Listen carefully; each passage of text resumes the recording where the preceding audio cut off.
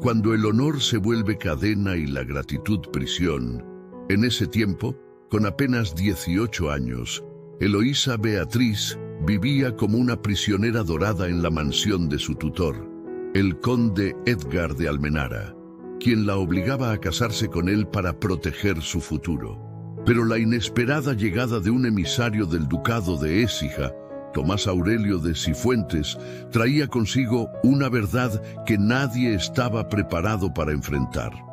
En los dorados olivares de Sevilla, durante el reinado de Carlos III, Eloísa Beatriz de Santander vivía suspendida entre dos mundos, criada como dama noble por el respetable conde Edgar de Almenara, pero recordada constantemente que su lugar se debía únicamente a la caridad. A los 18 años, estaba prometida al propio conde viudo, un hombre de 50 años que la había educado como padre y ahora la reclamaba como esposa. La llegada inesperada de Tomás Aurelio de Cifuentes, emisario del difunto duque de Écija y antiguo compañero de infancia, alteraría para siempre el destino de la joven y el linaje de los nobles andaluces. El conde Edgar nunca había superado la muerte de su esposa Catalina, fallecida 15 años atrás. Su rostro, marcado por una cicatriz de duelo que se había infligido él mismo, era un recordatorio constante de su pérdida. Tras su muerte, el conde había jurado no volver a casarse, hasta que Eloísa comenzó a florecer como un reflejo casi perfecto de la difunta condesa. Su obsesión creció silenciosamente, alimentada por un antiguo rencor hacia el duque de Écija, quien había sido su rival en la juventud por el corazón de Catalina. «Debí ser yo quien muriera, no ella», le había escuchado Eloísa murmurar una noche, arrodillado ante el retrato de la condesa en la galería familiar. «Pero te la devolveré a través de ella, te lo juro, Catalina». Aquellas palabras, pronunciadas cuando el conde creía estar solo, habían sembrado en Eloísa un desasosiego que creció con los años. ¿Era acaso un sustituto, una sombra, un espectro reencarnado de otra mujer? Desde su llegada al palacio, Fray Anselmo, el confesor franciscano de ojos cansados y manos temblorosas, había sido el único consuelo de Eloísa. El religioso la había guiado espiritualmente desde niña, enseñándole que incluso en la adversidad, el alma podía mantener su libertad interior. Sin embargo, un secreto parecía pesar sobre su conciencia cada vez que el conde mencionaba los preparativos matrimoniales. «La verdad y la justicia son los pilares de la fe verdadera, hija mía», le había dicho en una ocasión, con mirada enigmática. «A veces, Dios nos pide paciencia mientras teje su plan para revelarnos ambas». Fray Anselmo era el único que parecía recordar a la madre de Eloísa con verdadero pesar. En los aniversarios de su muerte, el fraile encendía una vela adicional en la capilla y rezaba largamente, con los ojos húmedos de lágrimas que Eloísa nunca comprendió hasta que la verdad comenzó a revelarse. «Vuestra madre tenía ojos que veían la bondad incluso en las almas más oscuras», le había dicho una vez, cuando Eloísa apenas contaba 12 años, «y una dignidad que ni la muerte pudo arrebatarle». La primera cena con Tomás cambió el aire del palacio. Sus ojos se encontraron a través de la mesa y un reconocimiento súbito iluminó sus rostros. «La señorita de Santander y yo nos conocimos en nuestra infancia», dijo Tomás, con una leve inclinación. «Aunque entonces erais apenas una niña que perseguía mariposas entre los rosales». «Tenéis buena memoria, don Tomás», respondió ella, manteniendo la compostura a pesar del súbito latido acelerado de su corazón. «Recuerdo vagamente a un joven que me enseñó a lanzar piedras al estanque para crear círculos perfectos». Un destello de sorpresa y alegría iluminó el rostro de Tomás, pero fue rápidamente reemplazado por la prudencia. El conde observó el intercambio con ojos entrecerrados, interrumpiendo bruscamente. «Don Tomás nos honra con su presencia para finalizar asuntos legales pendientes del difunto duque», explicó con un tono que sugería incomodidad. Asuntos que, esperamos, se resolverán con celeridad. Mi estancia dependerá de cuán rápido podamos resolver ciertos documentos, respondió Tomás, sosteniendo brevemente la mirada del conde. El tiempo revela verdades que a veces el papel intenta ocultar. A la mañana siguiente, Eloísa buscó a Tomás en los jardines. Lo encontró contemplando los olivos centenarios que rodeaban la propiedad, con el rostro vuelto hacia el horizonte como si buscara respuestas en la línea donde la tierra besaba al cielo. «¿Pensáis en Valencia, don Tomás?», preguntó ella, manteniendo una distancia prudente.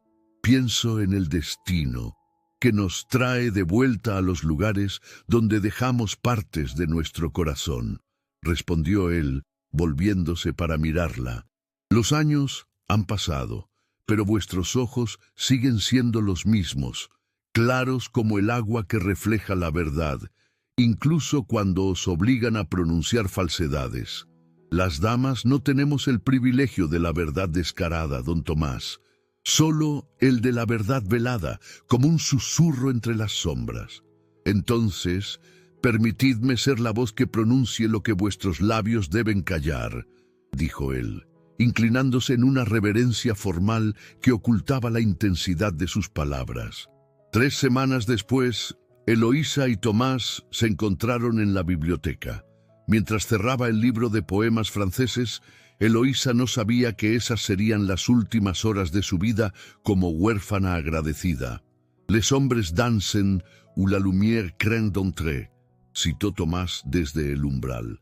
«Las sombras bailan donde la luz teme entrar». «¿Qué os trae realmente a Almenara, don Tomás?», preguntó ella, recuperando la compostura.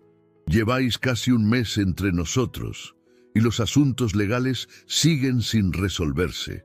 Digamos que busco una verdad sepultada bajo años de silencio», respondió él.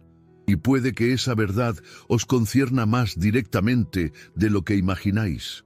Sus conversaciones, siempre vigiladas por la mirada atenta de doña Gertrudis, la dueña asignada por el conde, se volvieron un juego de ajedrez verbal, donde cada palabra ocultaba significados más profundos. Durante un paseo por el jardín, con la dueña estratégicamente distraída por el jardinero cómplice, Tomás deslizó un pequeño libro en las manos de Eloísa. «Las poesías de Garcilaso siempre son un bálsamo para el alma», comentó en voz alta.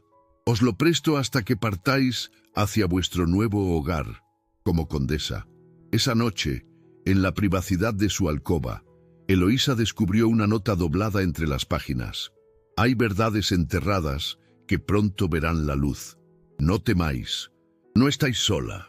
Durante una tormenta nocturna, Eloísa escuchó a 2 criadas conversando mientras cambiaban las sábanas de la habitación contigua. «Te digo que lo vi con mis propios ojos», susurraba una. «Una carta con sello ducal, lacrado aún. Don Tomás la guarda como si contuviera el mismísimo destino del reino». «Calla, imprudente», respondió la otra. «Si el señor conde se entera de que hablamos de sus huéspedes, nos enviará al campo con los jornaleros». La curiosidad ardía en ella. Buscando respuestas, acudió a Fray Anselmo, quien la recibió en el pequeño oratorio anexo a la capilla. El fraile, de rodillas sobre el reclinatorio de madera gastada, parecía haber envejecido 10 años en las últimas semanas. «Padre, ¿conocisteis a mi madre?», preguntó directamente. El fraile palideció visiblemente, sus manos ancianas temblando sobre el breviario que sostenía. «Conocí a doña Isabel, sí», respondió finalmente, usando un título que Eloísa jamás había escuchado asociado a su madre. Era una mujer de extraordinaria nobleza, no solo de sangre. ¿De sangre? Mi madre era una simple dama de compañía, según el conde. Fray Anselmo cerró los ojos, como si librara una batalla interna. La luz de la lámpara votiva proyectaba sombras que acentuaban las arrugas de su rostro, mapa de una vida de secretos guardados y remordimientos silenciosos. «He llevado este peso demasiados años», murmuró casi para sí mismo. Fui testigo de su matrimonio secreto con el duque. Fue en la capilla del Palacio de Valencia, con solo 2 testigos, yo mismo y el antiguo mayordomo del duque. ¿Matrimonio? La voz de Eloísa apenas era un hilo. Un matrimonio válido ante Dios, aunque sin el beneplácito real que exigía la ley para los nobles de su rango, continuó el fraile, como si una compuerta se hubiera abierto en su alma. Cuando vos nacisteis y vuestra madre enfermó de fiebres, me hizo jurar que velaría por vos. Pero el duque enfermó poco después, y el conde vio la oportunidad. ¿Por qué callasteis todos estos años?, preguntó Eloísa, con el corazón desbocado. Por temor, primero, confesó el anciano, y luego, por la falsa creencia de que criada como noble, sin el peso del escándalo, vuestra vida sería mejor. Pero cuando anunció vuestro matrimonio, supe que mi silencio ya no protegía, sino que encadenaba. Hay verdades selladas que no me corresponde revelar completamente, murmuró el franciscano, recuperando su cautela. Pero recordad, a veces el silencio protege y a veces encadena. Rezad por discernimiento, hija mía, pues se acerca la hora de la verdad. En el invernadero, entre azaleas y jazmines, Eloísa encontró a Tomás contemplando un pequeño retrato miniatura. La luz filtrada por los cristales creaba un mosaico de colores sobre el suelo de mármol, como si la naturaleza misma quisiera embellecer aquel momento crucial. «Es ella, ¿verdad?», preguntó Eloísa, señalando el retrato. «Mi madre». Tomás asintió lentamente, ofreciéndole la miniatura. El rostro pintado en marfil mostraba a una joven de extraordinario parecido con Eloísa, vestida con las galas propias de una dama de alta cuna, no de una sirvienta. «Mi permanencia en Almenara se ha prolongado por razones más profundas», explicó Tomás, acercándose. «Un monje archivero en Valencia me mostró registros que prueban algo extraordinario. Vuestra madre no fue una simple dama de compañía, fue la esposa secreta del duque de Écija. Tomó su mano enguantada, el primer contacto físico entre ellos, y susurró: «Hay verdades que el tiempo reveló y mi corazón ya no puede callar». La revelación golpeó a Eloísa como una ola invernal. Pero la verdad que Tomás conocía tenía el poder de elevarla al cielo o hundirla en el escándalo más profundo que Sevilla había presenciado en décadas. El conde Edgar, percibiendo el creciente vínculo entre Eloísa y Tomás, adelantó los preparativos nupciales. Su sonrisa se había vuelto tensa, sus órdenes más cortantes, y sus ojos seguían a Eloísa por el palacio como un halcón acechando a su presa.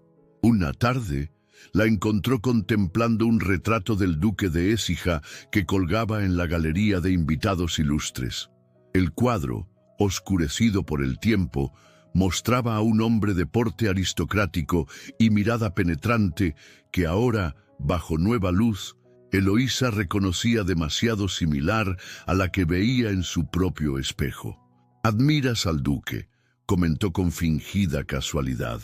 «Un hombre débil que se dejó llevar por pasiones impropias».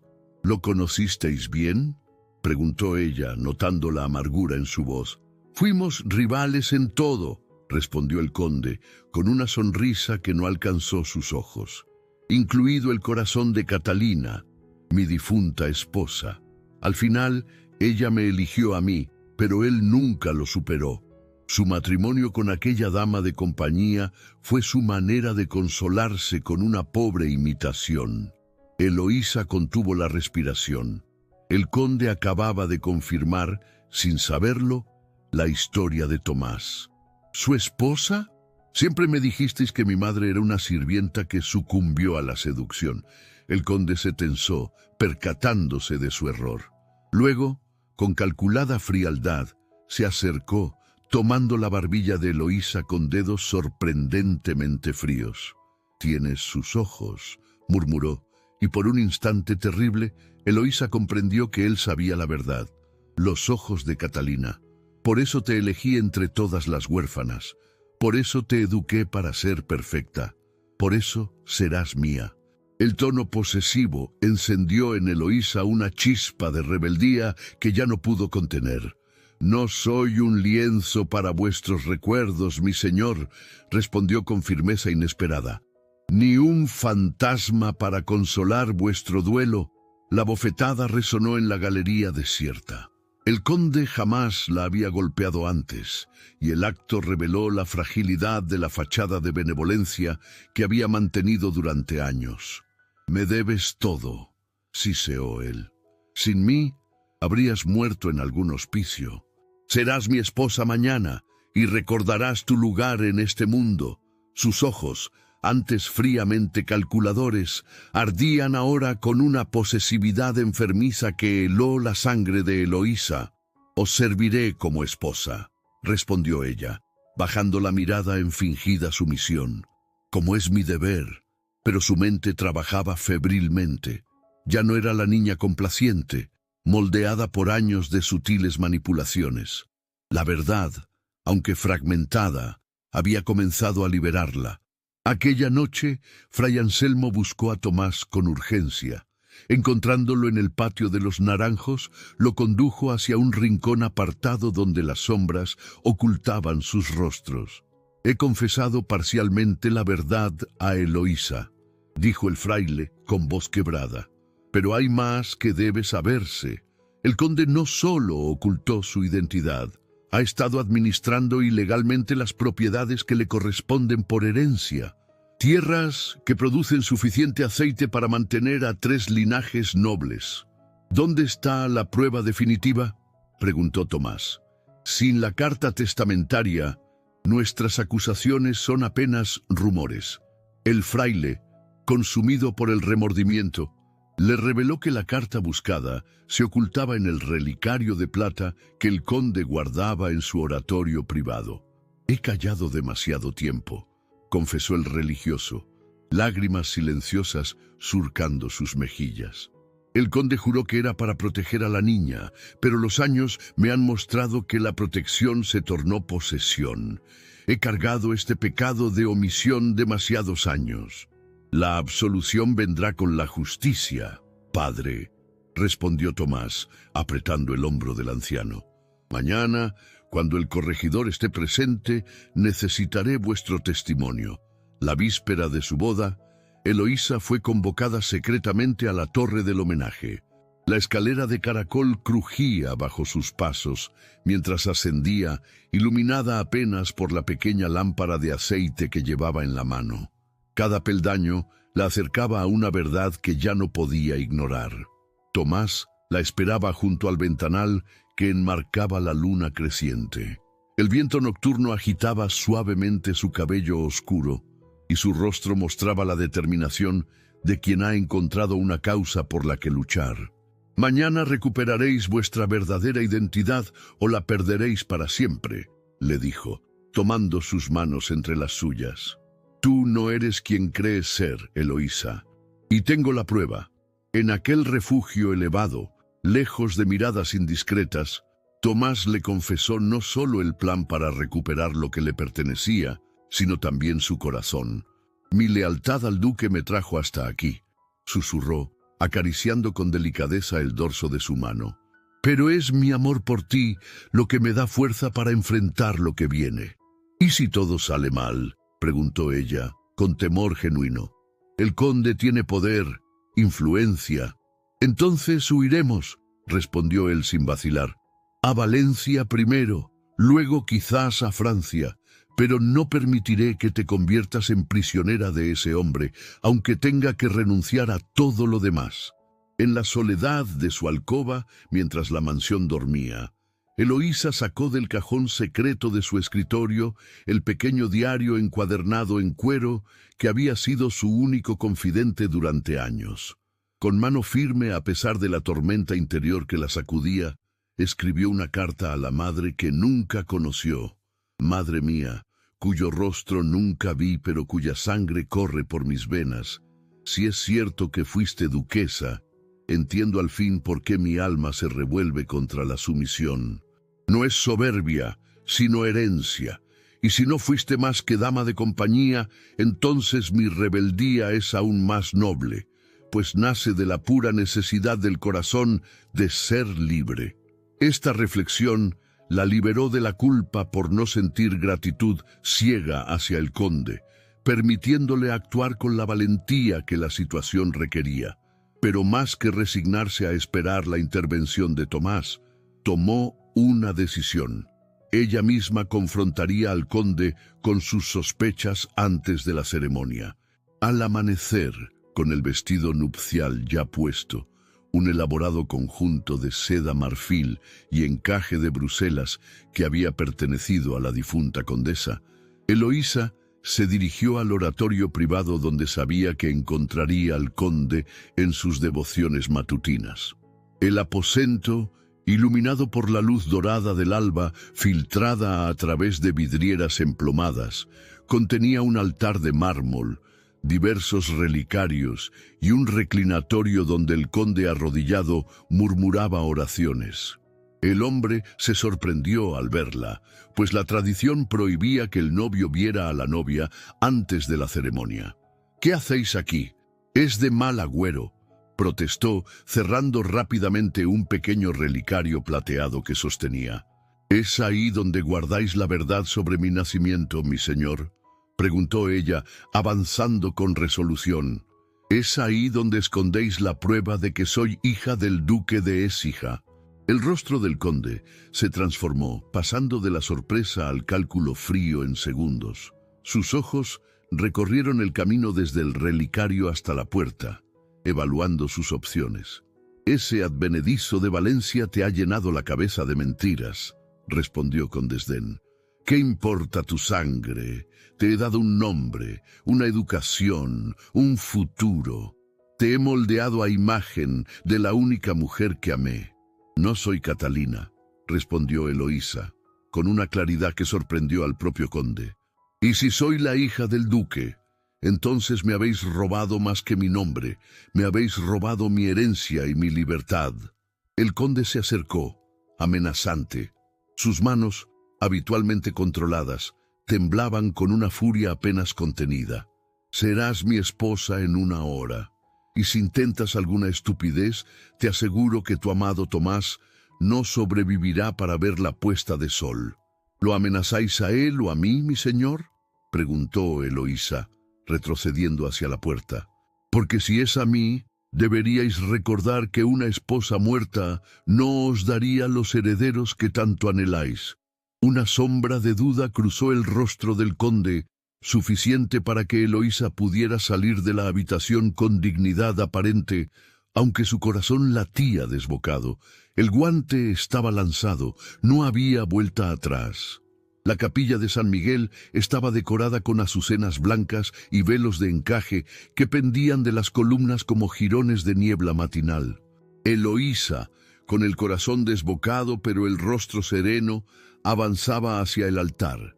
Los invitados ocupaban los bancos de roble tallado, ignorantes del drama que palpitaba bajo la superficie de aquella unión aparentemente ventajosa. La nobleza sevillana al completo observaba con mezcla de admiración y envidia velada. Las damas susurraban tras sus abanicos sobre la extraordinaria fortuna de una huérfana sin apellido, mientras los caballeros evaluaban las tierras y la influencia que el matrimonio consolidaría para el conde. La ceremonia avanzó inexorable. El obispo auxiliar, don Jerónimo de Mendoza, presidía con pompa el ritual. Los votos fueron pronunciados con voz firme por el conde y apenas audible por Eloísa. Cuando el obispo preguntó si existían impedimentos, el silencio fue sepulcral. Eloísa sintió que el momento de la verdad se escurría entre sus dedos como arena fina. Pero entonces se escucharon cascos de caballos en el patio empedrado, el sonido reverberando en las paredes de piedra de la capilla. Las pesadas puertas de roble se abrieron de golpe, y Tomás entró acompañado del corregidor don Sebastián de Herrera y dos alguaciles. Su presencia causó murmullos indignados entre los asistentes. «Detengan esta ceremonia», declaró el corregidor con voz solemne que resonó en las bóvedas. Hay cuestión de sangre noble que debe dilucidarse antes de proceder. El conde Edgar palideció, pero mantuvo la compostura. Sus ojos, habitualmente fríos, ardían ahora con furia apenas contenida. «Esto es un ultraje, don Sebastián», protestó con voz controlada. «Interrumpir un sacramento con acusaciones infundadas». Antes de que Tomás pudiera extraer la carta, Eloísa dio un paso adelante, separándose del conde. Su figura, enmarcada por el vestido marfil, parecía súbitamente investida de una autoridad que nadie le había reconocido antes. «Yo misma tengo algo que declarar», anunció con voz clara que sorprendió a todos los presentes. «He sido engañada sobre mi origen, y el conde ha ocultado deliberadamente mi verdadera identidad para apropiarse de mis tierras y mi persona». Un jadeo colectivo recorrió la capilla. Las damas se abanicaban frenéticamente mientras los caballeros intercambiaban miradas de asombro e incredulidad. El obispo, visiblemente incómodo, miró al conde en busca de alguna explicación. «Delirios de una mente perturbada por los nervios nupciales», intentó explicar el conde, tomando el brazo de Eloísa con fuerza excesiva. «Continuemos, excelencia». Tomás la miró con admiración, mientras extraía la carta del relicario. El documento, con el sello ducal roto pero aún reconocible, pasó a manos del corregidor. «Esta carta fue interceptada hace 5 años», explicó don Sebastián, «y ha sido mantenida oculta por razones que ahora resultan evidentes». El corregidor procedió a leer en voz alta la misiva, revelando que Eloísa era en realidad Eloísa Beatriz de Écija y Santander, duquesa legítima y heredera de vastas propiedades que incluían parte de las tierras que administraba el conde. «Y declaro solemnemente que mi legítima esposa, doña Isabel Beatriz de Santander y Guzmán, fallecida de fiebres puerperales, dio a luz a nuestra hija Eloísa Beatriz de Écija y Santander, a quien nombro heredera universal de mis títulos y posesiones». A medida que la verdad se desplegaba ante los asombrados asistentes, el rostro del conde se transformó. La máscara de benevolencia paterna se desmoronó, revelando la amargura y la codicia que habían motivado sus acciones durante años. «¿Y qué importa el pergamino?», exclamó con desesperación mal disimulada. «Ella me debe todo: educación, sustento, protección. Sin mí sería una bastarda muerta de hambre».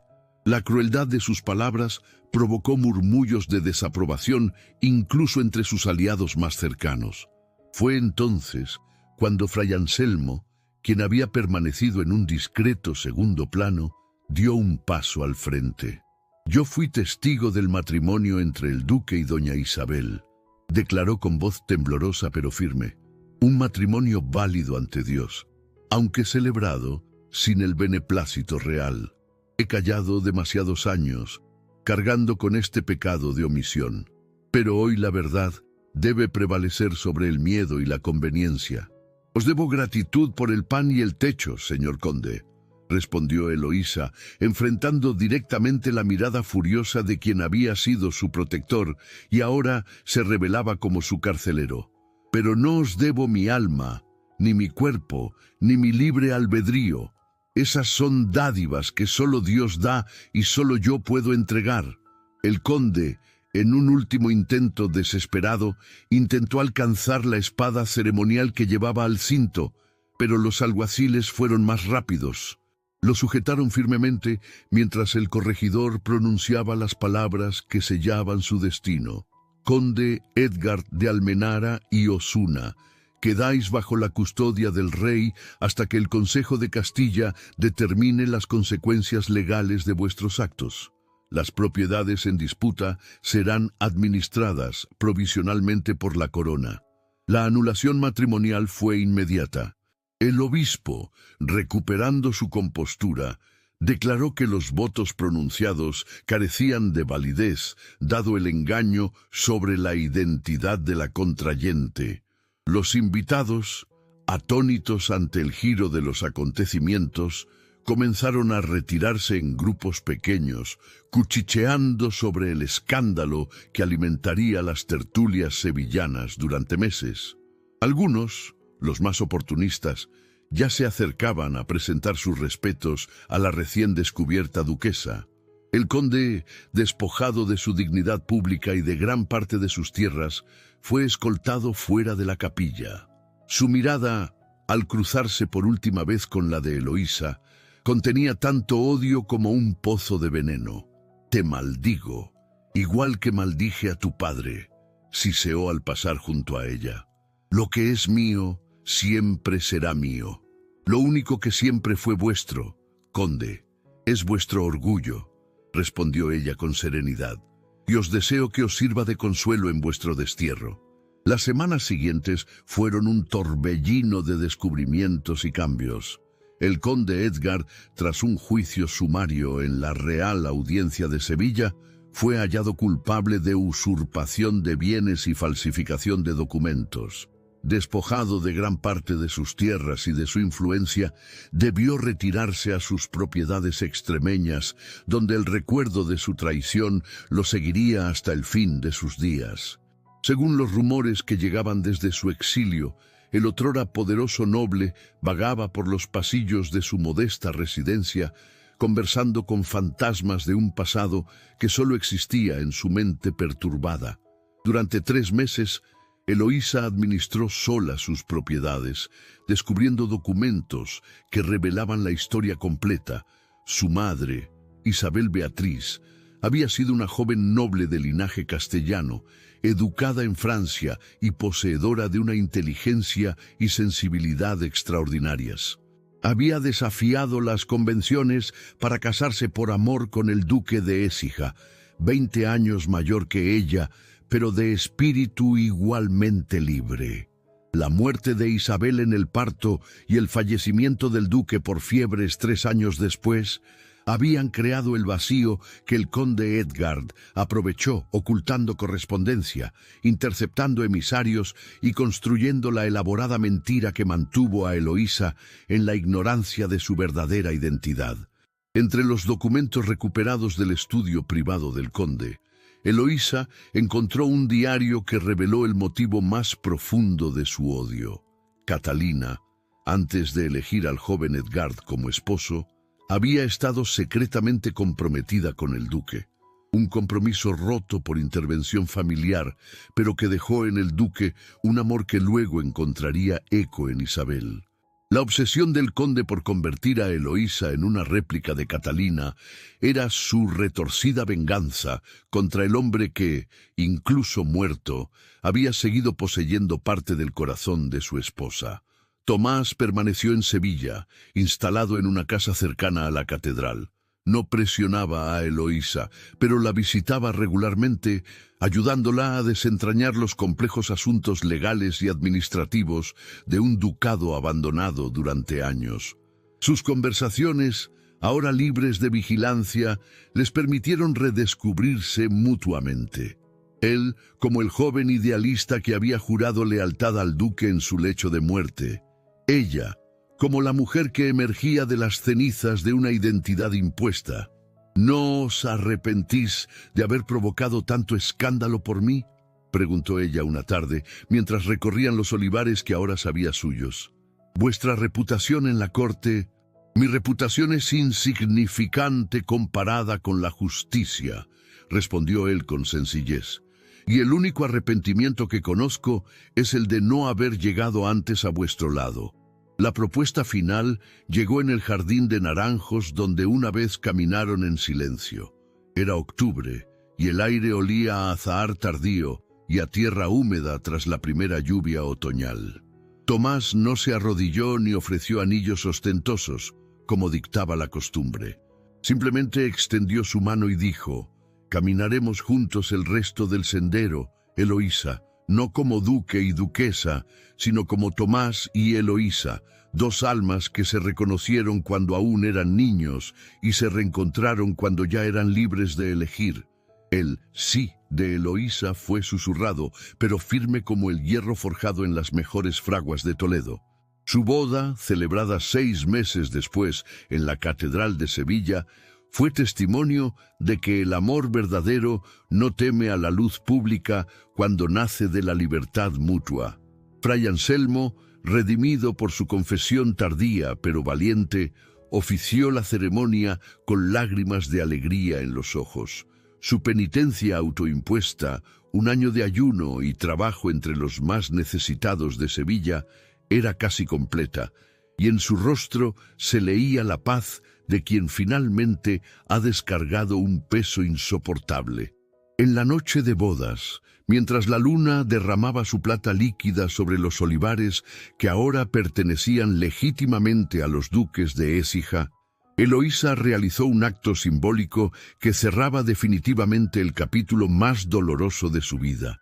Quemó en la chimenea de su alcoba el vestido de seda marfil que había llevado en la ceremonia frustrada con el conde, mientras Tomás observaba en silencio, comprendiendo el significado profundo de aquel ritual privado. «Era hermoso», comentó él, refiriéndose al vestido que ahora se consumía entre las llamas. «Lo era», asintió ella. «Como son hermosas las cadenas de oro, siguen siendo cadenas».